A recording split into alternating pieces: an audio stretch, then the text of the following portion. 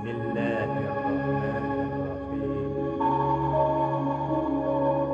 الحمد لله رب العالمين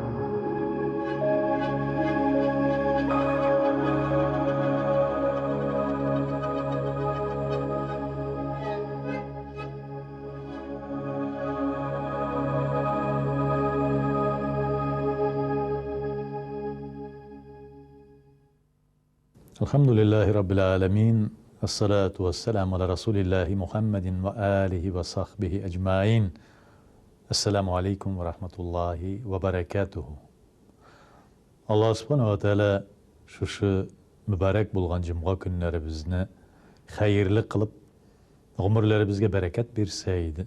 Bala bəxilti, көңіл тынычлығы, жан тынычлығы, ilkin тынычлығы, rızık, mal bereketi berip, sağlık, selametlik berip, келесі dünyada cennetlere bilen de şatlandırsaydı. Nihayet Allah Teala'nın Habibi, süyüklüsü Muhammed sallallahu aleyhi ve sellem'nin tuğan ayı kirdi. Rabi'ül evvel.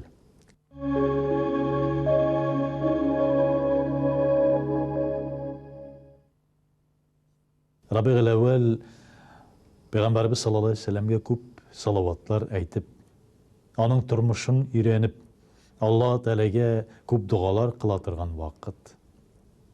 Muhammed sallallahu aleyhi ve sellem turunda söyley turgan, onun turmuşu bilen soqlanıp, gajeplenip, şu turmuşunda bulgan her bir hareketin, en evvel elbette köngül hareketlerin özümüzde singdirige, hem şunu örnek ettirip alıp baratırgan vakitler.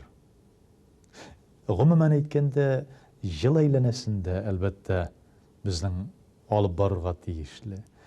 Lakin ne hikmet, Muhammed sallallahu aleyhi ve sellem'nin şu tuğan aylarında, mevlid aylarında Peygamberimiz sallallahu aleyhi ve sellem'ge biz dağın da kübrek özümüzden bulgan mehabbetimizni yollayız. Allahümme salli ve sellim ala Rasulike Muhammed el-Mustafa dibiz. Rabbim salavat şeriflerim, selamlerin bulsun. Peygamber Muhammed sallallahu aleyhi ve sellem'ge. Muhammed sallallahu aleyhi ve sellem'nin durmuşu elbette gacayip.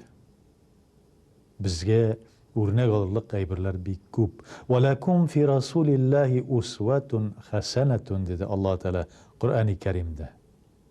Sizge Peygamber Muhammed sallallahu aleyhi ve sellem'de bir hayırlı örnek. Yani ol siznin bir ülgü revişinde ona qarab, özünüzün köngülünüzni onun köngülü sımaq buldurga tırışığız. Dışkı kıyafetlerinizde de yani Allah Teala'ga qaratan işik hürmeti bulgan, tünler boyu жылый Allah Teala'ga ibadet kılgan, nişiksin sen şolun kadarık ayakların jargalanıp şişip çıkkança tünü boyu namazda basıp durasın deyip Ümmi Gayşe, hatını Gayşe radiyallahu teala anha sırağaş, benim süyüklü Rabbıma şükrana kılırga kim kumaşavlar mena dey. Yani min bütün şükranamını şuna kursatesim kiledi. Tatar halkında en zor bayramlardan ol kurban gayti, hem ikinci orunda hatta oraza gaytinden de aldanırak koyulgan mevlid bayramı bulgan. Eligilikten şolay kelgen. Qaysıgına edebi eserini qarasak da, qaysınağına müracaat etsek de biz elbette şunu kurabız. Peygamberimiz sallallahu aleyhi ve sellem'nin tuğan günü ikinci orunda turgan. Ne için? Çünkü mümin Müslümanlar şu vakitte jiyılışıp onun durmuşu turunda şiiri eserler, kasideler okuganlar, Kur'an okup salavatlar aytkenler. Allah Teala özü aytabid. İnna Allah ve melaiketehu yusallun alen nebi.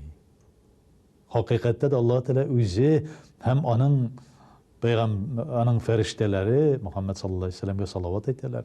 Ya eyyühellezine amenu, ey iman getirgen bendeler, sallu aleyhi ve sellimu teslimen. Siz de Allah Teala hem onun ferişteleri nişik bir toxtavsız salavat selamlar aytip duraturgan bolsa, siz de şulay yok kübrek aytırga tırışığız dey. Muhammed sallallahu aleyhi ve sellem kimde kim gadi bunday günni bir salavat aytsa, bütün kök ähilleri, bütün dünyadagı ferişteler şuşu kişinin özüne salavat aytırlardı. Cuma günni ayta turgan bolsa, 100 tapkır aytırlardı.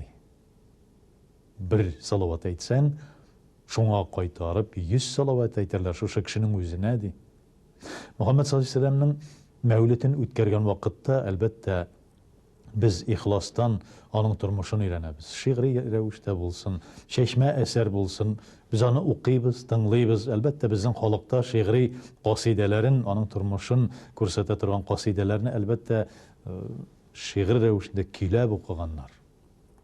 Bik matur ettirip, üzerine göre bir icadi bulgan bir kursetkiş, görünüş. Halk jıyılıp, jılı dinlap oturalım. Elde devam etti. Elde şul bara.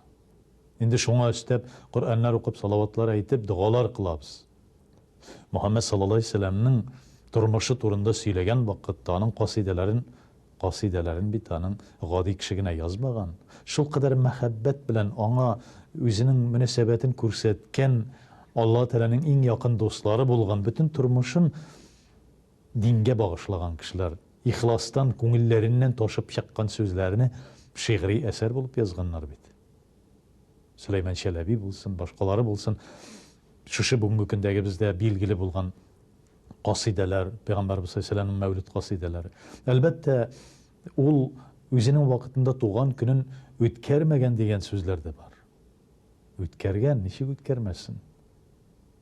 Peygamberimiz sallallahu aleyhi ve sellem'den nişlep sen düşembe hem pençişembe gününü uraza tutasın degeç, men düşembe gününü tuğanmın dey. Şunun hürmetine Allah Teala'nın ulu ibadeti bilen uraza bilen Allah Teala'ga bir ibadet kılam. Yani tuğan günümni Allah Teala koşkan ulu ibadet bilen karşı alam dey. Bizde bit Muhammed sallallahu aleyhi ve sellem'nin tuğan günün ulu ibadet bilen karşı alabız. Kur'an okuyabız, salavatlar aytabız, onun turmuşunu öğrenebіз, ders berебіз bir-birimizge.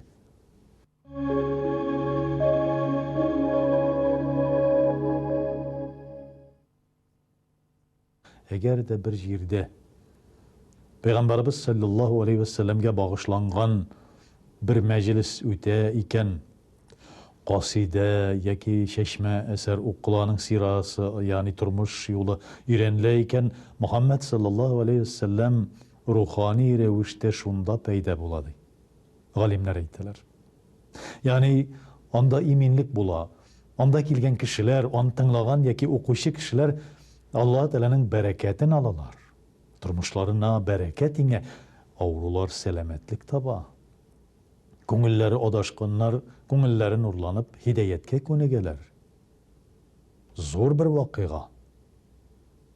Qayşan barlıkka kelgen soň, elbette Muhammed sallallahu aleyhi ve sellem vafatından soň sahabeler, tabiğinler, ondan soň galimler, ona gaşyk bolgan kişiler indi bir neçe gasırlar ötkeş Peygamberimiz sallallahu aleyhi ve sellem'nin doğan günü ittirip Rabiul Awwal'ın 12. gününde jıyılışıp fukaralarga yani yetişsiz bulgan kişilerge, yarlılarga, fakirlerge bölekler berip Peygamberimiz sallallahu aleyhi ve sellem turunda türlü qasideler yani şiiri yoki çeşme eserler tanlap, onlarga dualar kılıp şuşlay ötkere başlaylar. Onun zararı var mısın degende Allah Teala turunda söylev, Muhammed sallallahu aleyhi ve sellem turunda söylev, Muhammed sallallahu aleyhi ve sellem'ne iske alıp bir meclis ötkeru zararlı bulur mu iken? Elbette zararlı tügün. Kirisinçe kişini dinden ağıta turgan, imanın arttıra turgan, hem köngülünü nurlandıra turgan, yurtuna, iline bereket getire turgan, hem umumen kişini Peygamberimiz sallallahu aleyhi ve sellem derecesinde kamil insan, şin ma'nasında kişi ite turgan bir vakıga mevlid en-Nebi. Peygamber sallallahu aleyhi ve sellem'nin mevlidi. Esselamu aleyküm ve rahmetullahi ve berekatuhu.